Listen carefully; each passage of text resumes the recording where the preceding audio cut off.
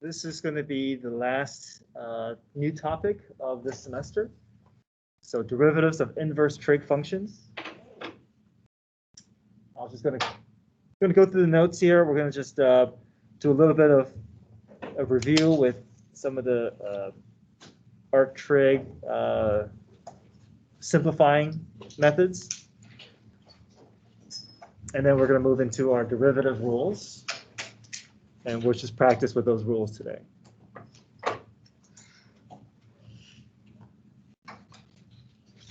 Okay, so just going to read through the notes here. None of the six original trig functions is one-to-one. One-to-one just means that it doesn't pass the horizontal line test. It's always going to kind of fluctuate between rising and falling. So for instance, like a sine and cosine function, right? These are not going to be one-to-one. It's not going to pass the horizontal line test, which means that its inverse is not going to pass a vertical line test unless we restrict the domain. So to create inverse trig functions, the domains must be restricted to a convenient one-to-one interval covering all the ratio values. So if we restrict the domain, then we can kind of have a starting and ending point of our inverse function so that it will pass a vertical line test. So we can call it a function. Arcsine and sine are inverses of each other. We've seen inverse relationships, right? With the e to the x natural log of x, we know that they have a way of undoing each other. So whenever we're solving for one, we can always use the other to help reduce and cancel out. Same idea here. Arcsine and sine are inverse functions of each other. Arccosine and cosine are inverses of each other.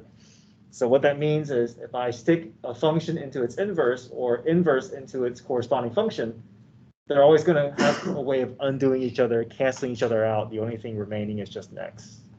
And that's just property of inverse functions that we see here again as well.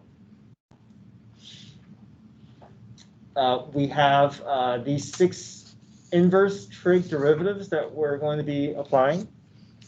So we learned about the original six derivative rules for trig, but now with inverse trig, looks a little messier, but I just want to show you the fact that really there's only three rules for the arcsine, the arctangent, and the arcsecant. The arccosine, arccotangent, and arccosecant are just negative versions of the corresponding ones. So if you look at arcsine and arccosine, they're virtually identical. Arccosine is just a negative version of arcsine. If you look at arccotangent, cotangent, they're identical, except arccotangent is a negative version of it. And the arccosecant and arcsecant, identical except negative with the arccosecant.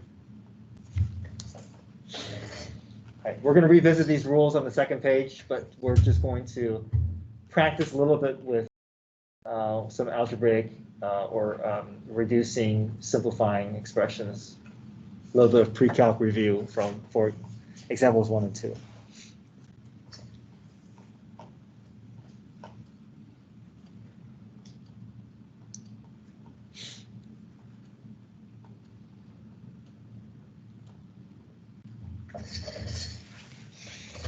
All right, so let's look at example 1. Example 1 says, find tangent of arc cosine of root 2 over 2. What this is saying is, this means find the tangent of the angle whose cosine is root 2 over 2. So this notation is just representative of theta. And ultimately, we just want to know what tangent of theta is. But before we can find tangent of theta, this is going to be really helpful because this information is going to help us populate the triangle to allow us to gather what tangent of theta is. So here are the steps. We're going to draw a triangle and label angle theta. We'll label the sides according to the arc cosine given. Use Pythagorean theorem to find the third side, and finally we're going to find tangent of theta. Okay, so let me show you step by step here. Another way to rewrite arc cosine of root 2 over 2 in a form maybe that's more recognizable is to write it as cosine of theta is equal to root 2 over 2. So this is more recognizable, right? So we can populate a triangle with this information, right? We know cosine is adjacent over hypotenuse. So we'll put root 2 on the adjacent side. We'll put 2 on the hypotenuse side. Pythagorean theorem.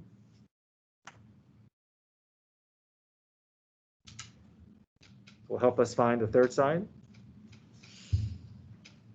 We get 4 minus 2 is 2, so b squared is equal to 2. Take the square roots. So there's our missing third side. So now we turn around and we ask ourselves, what is the tangent of theta? Tangent of theta is just going to be what? Yeah, root 2 over root 2.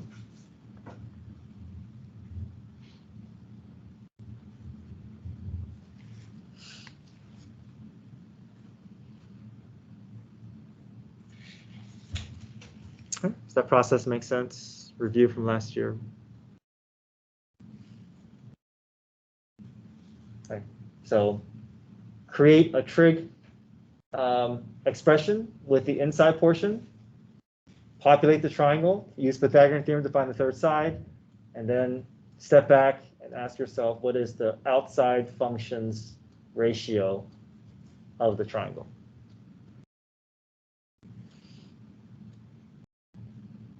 All right, so same process. Can you guys try number 2? See if the steps from example 1 make sense.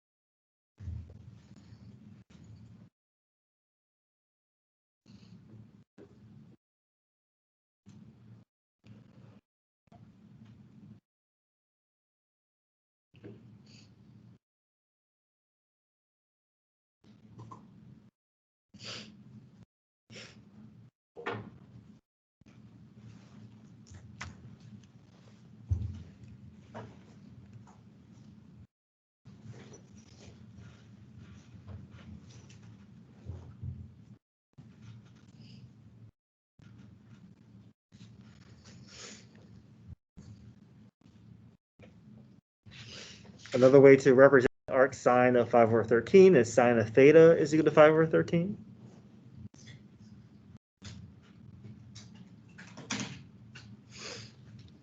So we know sine is opposite over hypotenuse, 5 over 13.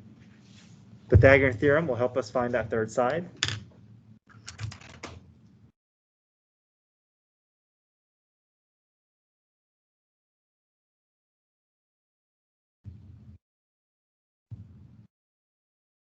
And I get 12, okay, which means that cosine of theta is just simply what? 12. That's it.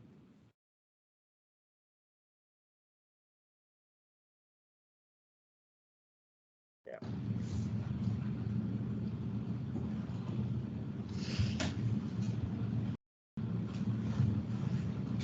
Questions with the process here?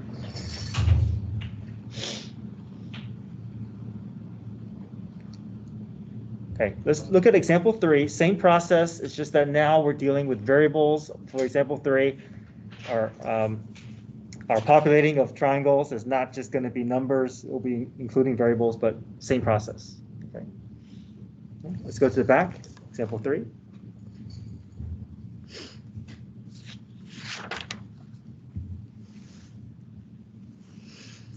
Find the expression for arc tangent of 3x. We're going to focus our attention on that arc tangent of 3x. We're going to rewrite it. Tangent of theta is equal to 3x. Now, it's a lot more helpful if I can get a fraction so I can see where the two pieces are, but there's no fraction. We can force a 1 underneath. Same thing, right? 3x, same thing as 3x over 1. Okay, from here, we're going to populate our triangle.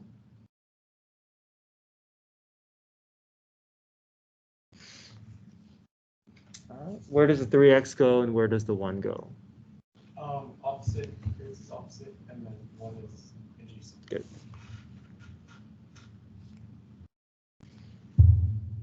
Same process as before. Pythagorean theorem is just a little messier because it's not just going to come down to a number here, but a squared plus b squared equals c squared.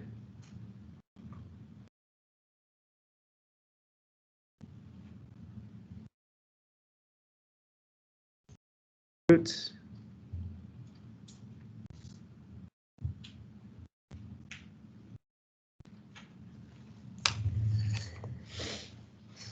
Okay. Finally, we step back, look at our triangle, and ask ourselves, what is secant of theta?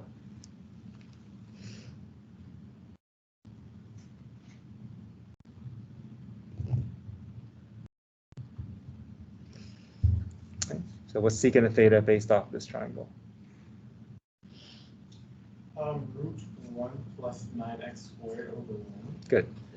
Secant is just the reciprocal of cosine, right? So instead of adjacent over hypotenuse, it's just hypotenuse over adjacent.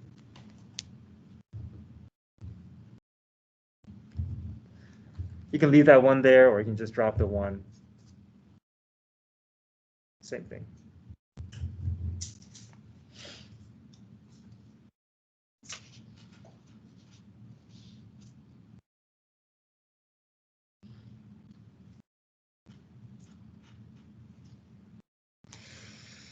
Okay, a little bit of review. This may come in handy later on in our derivative process. But right now, we're just going to practice our new derivative rules that I have above. We're, in interest of time, we're not going to do this implicit method. It's nice to see how things are linked up and also with implicit differentiation, but yeah, it's not completely necessary. So we're just going to go directly into applying our rules. So I'm going to highlight the rules so that it's easier for you to see.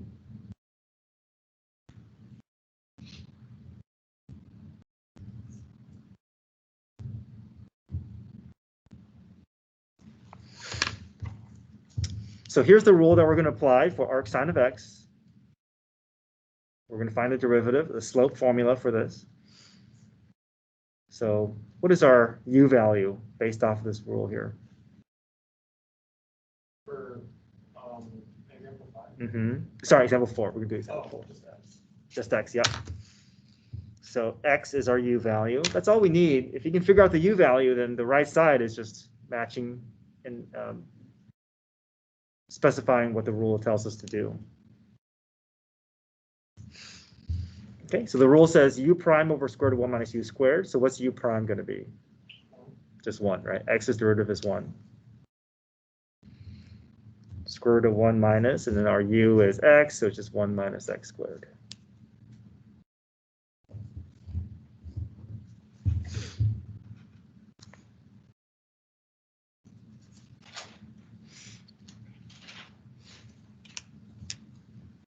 Okay, example 5. Let me write the rule and then have you guys try this one.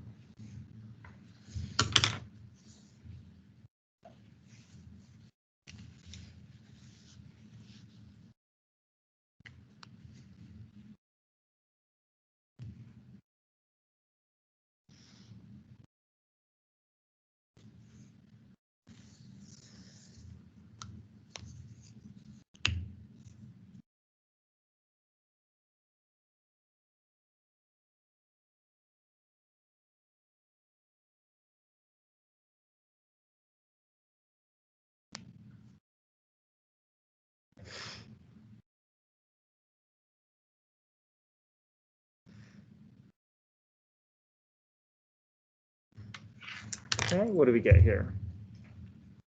4 over 1 plus 16x squared. Good. Right, we just follow the rule, right? Once you can identify the u value, then the rest is just following whatever the rule says. Okay, the denominator, I got to square everything inside, so it ends up being 16x squared.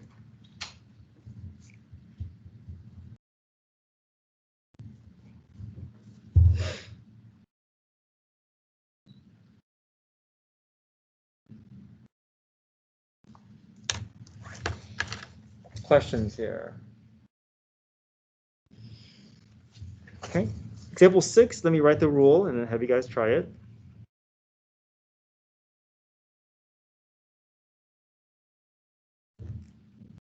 It's a little messier with that absolute value.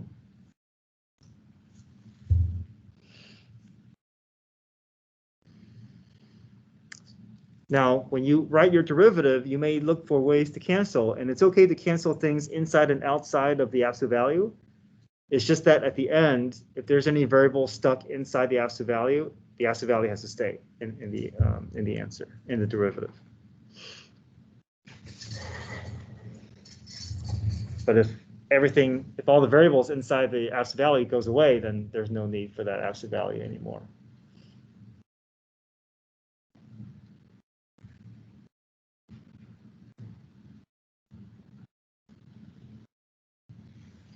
Okay, what happens to the 2 when we find the derivative? It remains there. It remains, right? It's just like if I found the derivative for 3x squared, right? You just make it 6x because the 3 will just stay with the derivative. Same thing here, coefficient will stay.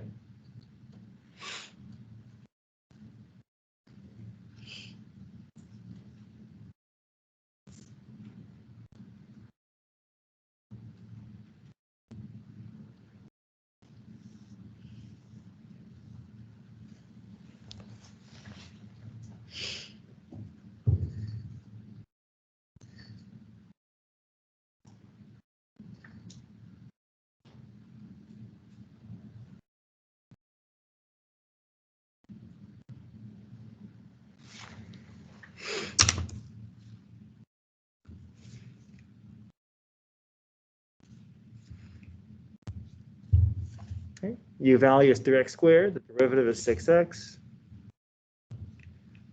Absolute value of the u value, square root of u squared minus 1.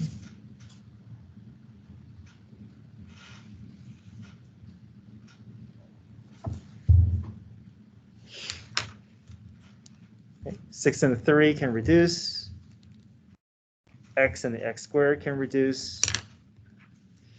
And then we're just going to put this all together. 2 times 2 is 4. There's an x that remains inside the absolute value, so the absolute value has to stay in our answer. And then I'm just going to clean up here. 3x squared, I'm going to distribute the exponent through.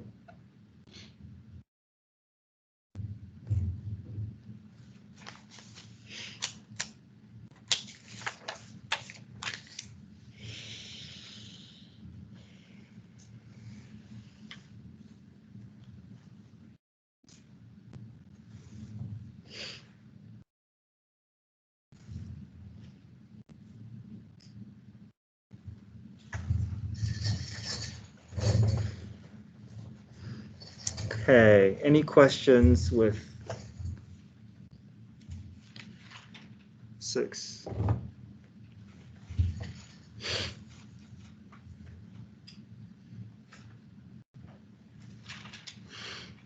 All right, take a look at number 7. Is there anything that stands out about a derivative procedure that we have to apply? Product. Yeah, product rule, right. So I think product rule is it's a hard one to find because it's kind of hidden.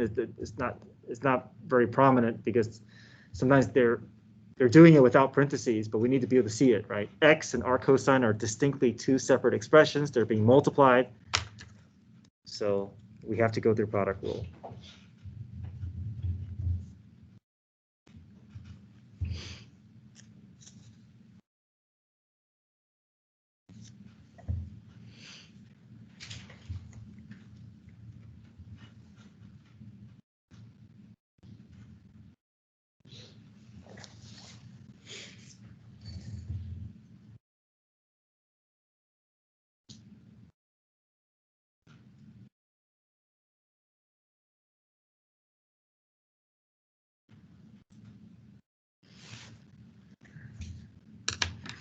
Arc cosine's derivative is the same thing as arc sine, just negative in front.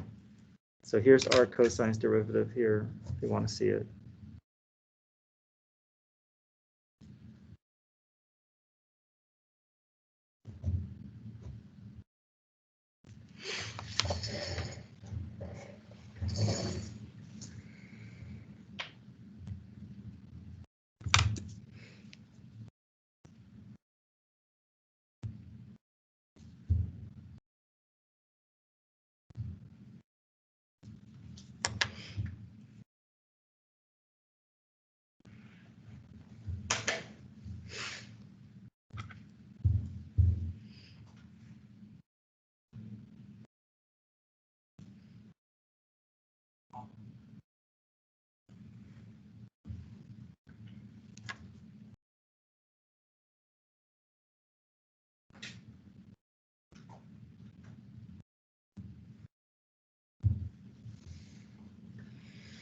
Okay, G prime.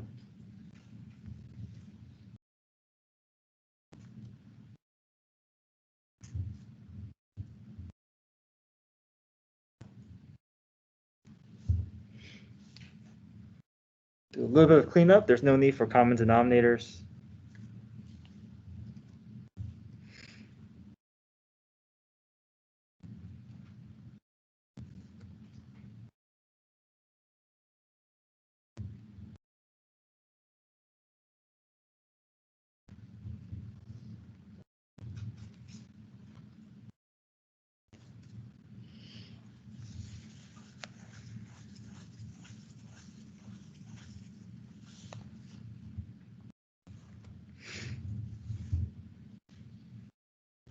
Questions here?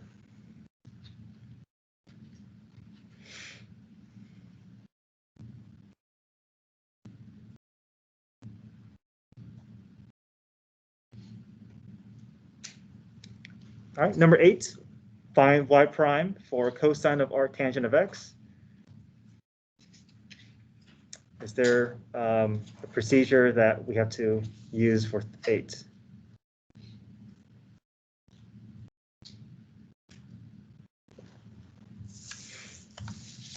Should we use Pythagorean after we find the? You know what? That's actually an option. We can actually get this into an algebraic expression and then find the derivative.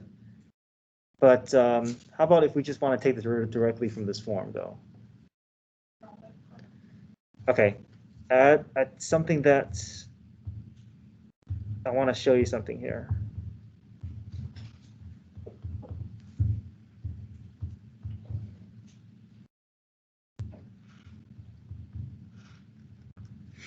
Okay, what's the difference between these two expressions? Cosine of arc tangent of x versus cosine of x arc tangent of x. Arc tangent is in cosine. Yeah, so it looks very similar, right? But this one, if it was formed in this way, then we would go through what? This is a product rule, because we have two distinct functions that are outside of each other. But here, there's a function within a function, so this one is chain rule. So you see how that one change can make all the difference in terms of how we approach it. Yeah, so this is going to be a chain rule problem here. Because it's missing that x. That arc tangent is inside the cosine function. Okay, so let me identify the outside and inside for you and see if you can find the derivative. So outside is the cosine parentheses, and the inside is the arc tangent of x.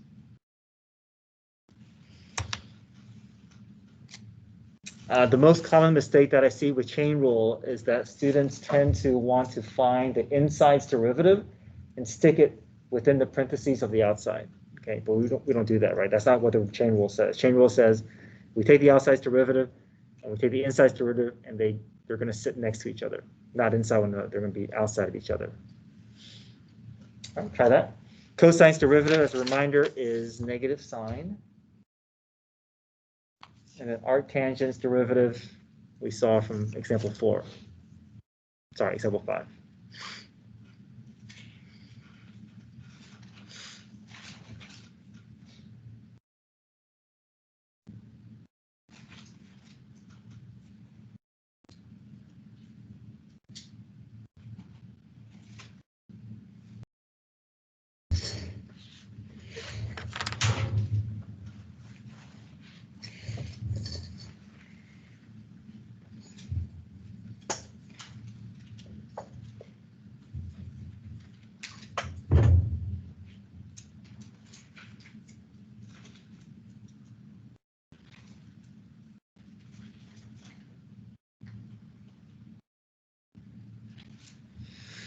Okay, so outsize derivative first.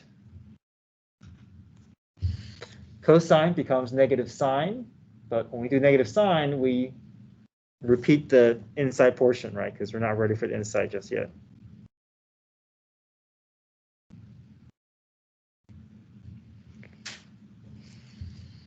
Times the inside derivative, so arctangent becomes u prime over 1 plus u squared, so 1 over 1 plus x squared.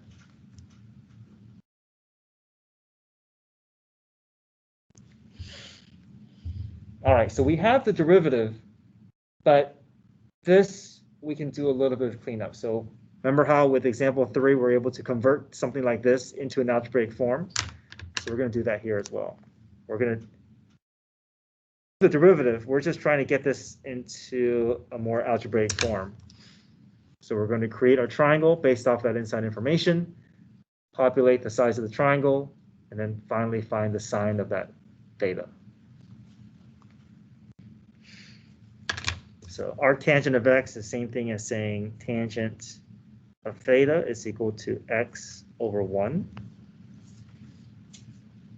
Populate our triangle here. Tangent is opposite over adjacent. Pythagorean theorem. A squared plus b squared equals c squared. Take the square root. All right, so what's sine of theta here?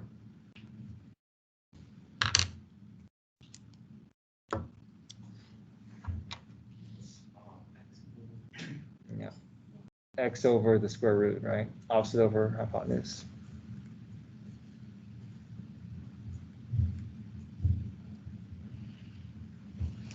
So we're going to make a substitution. The sine of arctangent of x is going to be replaced with x over square root 1 plus x squared. We're able to use the triangle information to help us get this into an algebraic form. So here's my cleaned up derivative. Y prime is going to have this to begin with. There's a negative, right? There's still a negative in front here.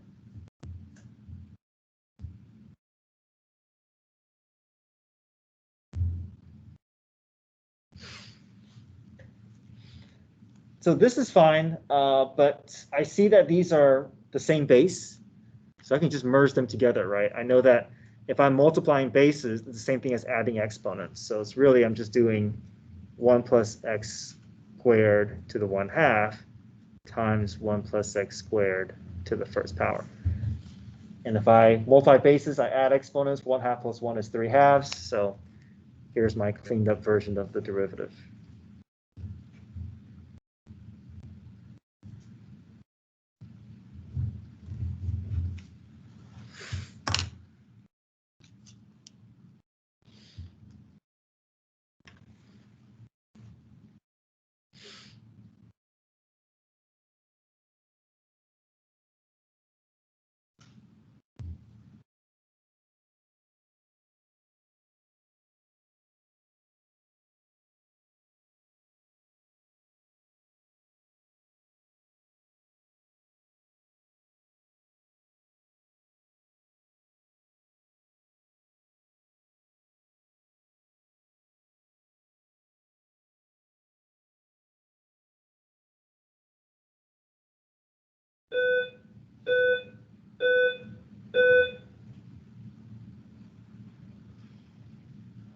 Okay, questions here?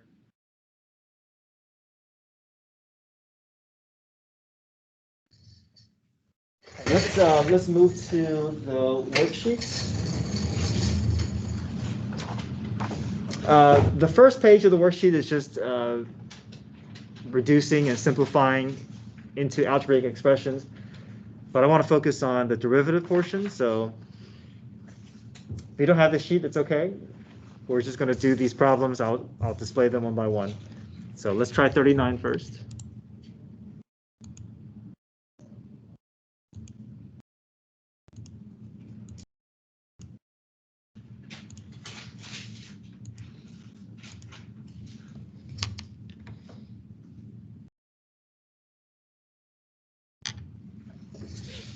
Okay, find f prime here.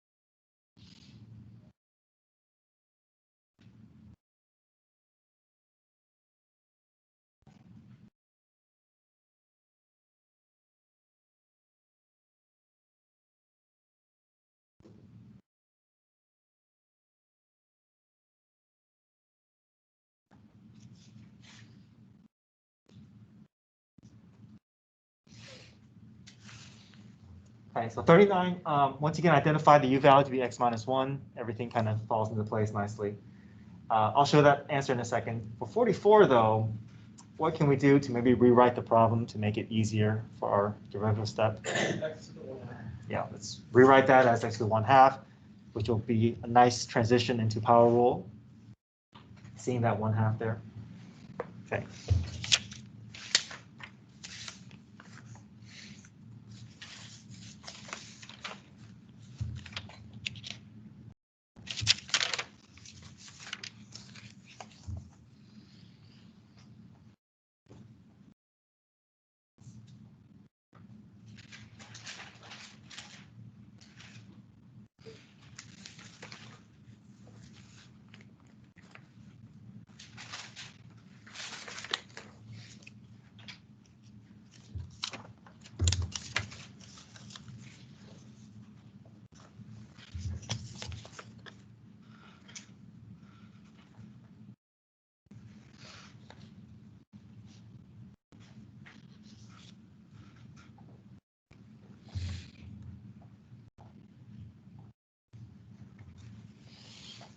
Okay, check 39. The 2 is just going to hang out in front.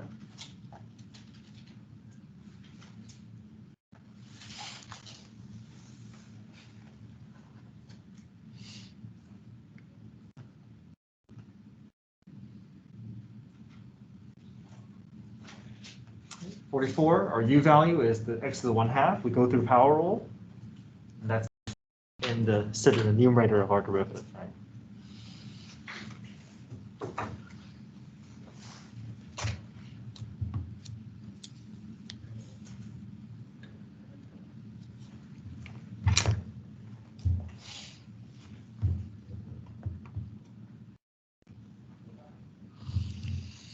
Okay, so x to the 1/2 becomes 1/2 x to the negative 1/2, all over 1 plus u squared. The square root of x squared cleans up to be just x.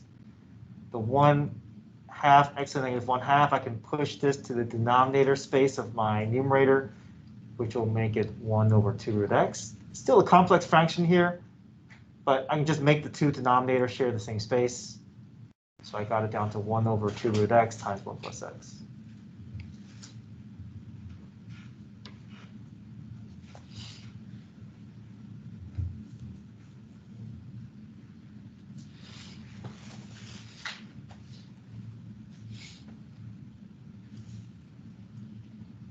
Okay, questions, 44? All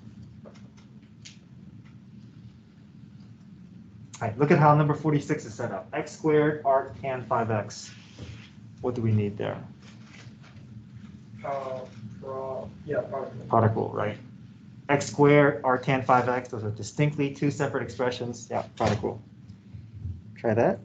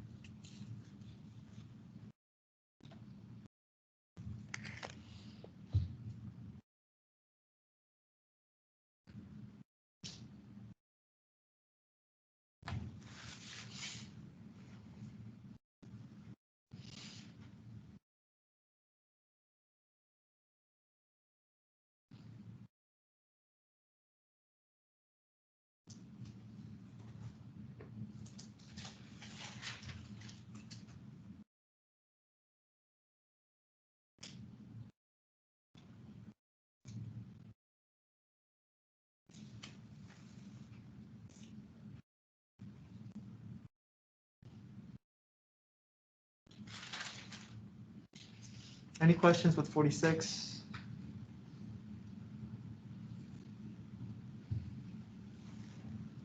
Okay, 47. What do you guys see? 47.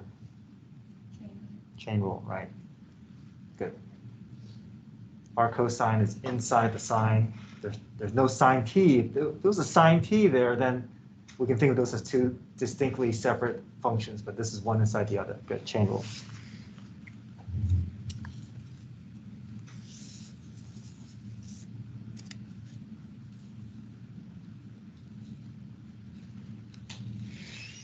Identify your outside and inside functions, and then take turns with each derivative.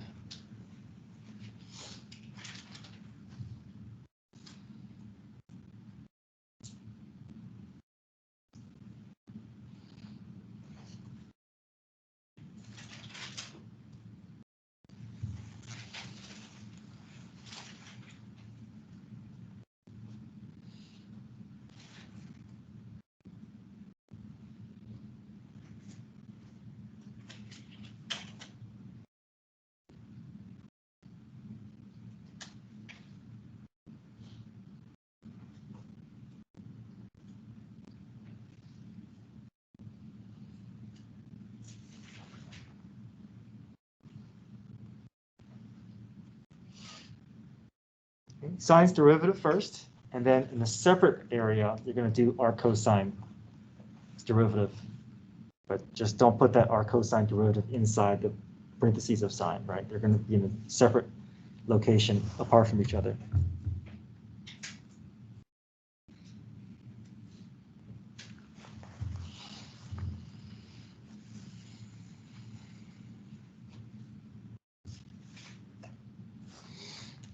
Sine's derivative is cosine. We keep the inside portion intact. Now that we're done with the outside, we're ready for the inside's derivative.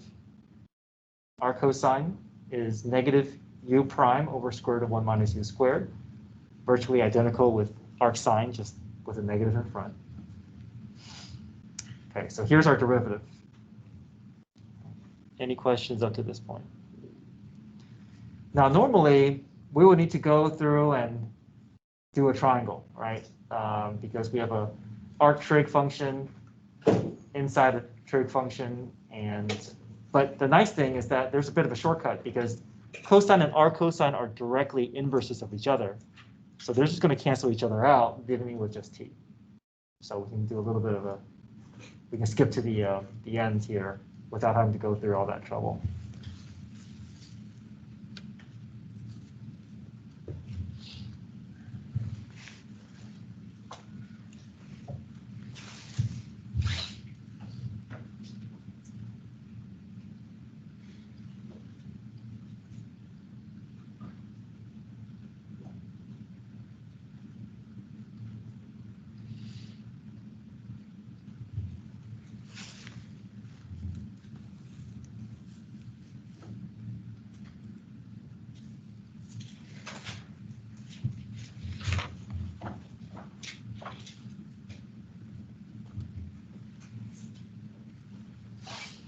Okay, last one, number 50. Revisiting an old rule here, natural log of u. But they're nicely separated by that minus sign, so there's no product rule. We literally just can treat those like two separate problems and just place their respective derivatives next to each other.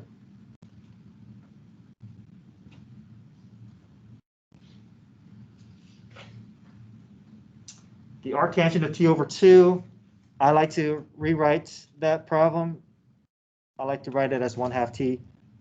Makes it more familiar with other linear terms. And then we apply the arctangent rule for that second term.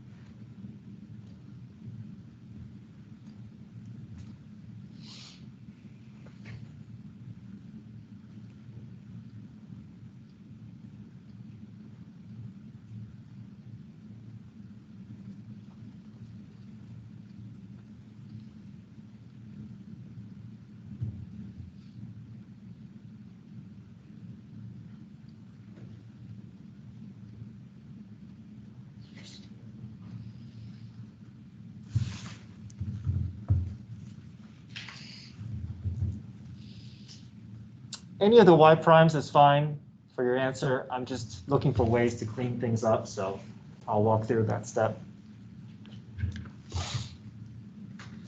So first step is I identify the natural log of u to be the rule, u prime over u. And then the second term here, the 1/2 is a coefficient. That's just going to hang out in front. The derivative for 1/2 t is just going to be 1/2. So u prime over 1 plus u squared. This looks a little messy here, but if I just push that 1/2 out in front, it ends up being 1/4. And then that 1/4 is basically just the 4 in the denominator. If I distribute that 4 through the denominator, I can make it cancel out with this fraction here. And then once I do that, I realize, well, these are just basically common denominators. I can just push them into the same fraction. But any variation is fine. I'm just looking for ways to clean up if it's not too much trouble.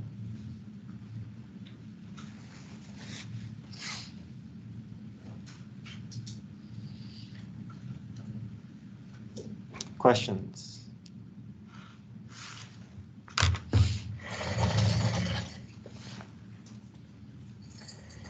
Okay, so that's all I have for you today. Let's talk about these next few days here. So tomorrow we're going to start our quiz review. But tomorrow I'm just going to focus on trig derivatives. I feel like we've done enough with related rates yesterday. Hopefully you guys feel comfortable with it. We did like, what, 8 to 10 problems. So we'll revisit that on Monday along with inverse trig derivatives. So we'll have review tomorrow, review Monday, and then quiz on Tuesday. Okay. It's a summative quiz. It's a summative grade, but it's just a quiz. Should be straightforward. If you can get through the review worksheets and you understand it, you should do well on the quiz. I handed back your Chapter 5 tests. For those of you who are face-to-face but then are online, today, I'll look to see if I can take photos of it and send it to you. The recovery assignment is, I'll have that through Teams later today, but it's going to consist of 3 things. The recovery assignment is so that you can be eligible for the recovery test. And the recovery test is going to be next Wednesday, either 7:15 or 4:30 on Teams, depending on whichever one you choose. So the recovery assignment is 3 things. 1, you're going to turn in your classwork, homework for Chapter 5 unit. Second, you're going to do corrections on your test. And third, there's an assignment in the textbook. I'll highlight in Teams, and I'll give you the link along with the solution so you can check your answer and show your work. I'm thinking about doing a help session tomorrow afternoon, just going over the similar types of problems that you saw on the test so that you can ask questions. But if you can't make it, it'll be recorded. Okay. And then the recovery assignment is going to be due on Monday. Okay. So that I know by Tuesday how to assign the test to you, and then you're going to take the test on Wednesday. So quiz Tuesday, recovery test on Wednesday. And after that, we're going to start reviewing for the final exam. Now, the final exam is you can exempt it, but if you take it, it can replace your lowest test grade or quiz grade.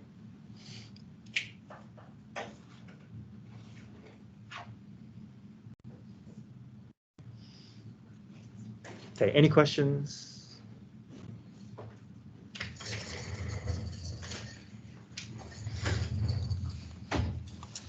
All right, if you're on Teams, have a great day. See you guys tomorrow.